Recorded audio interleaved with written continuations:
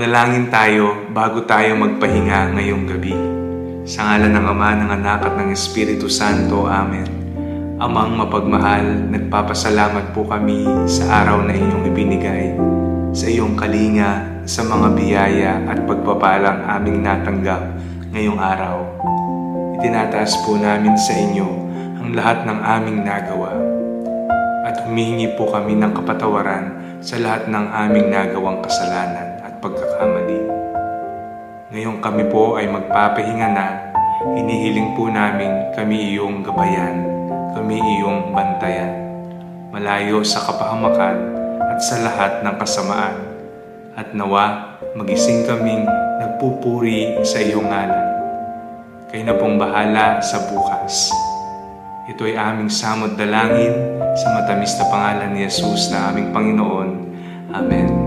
Sa ngalan ng Ama, ng Anak at ng Espiritu Santo.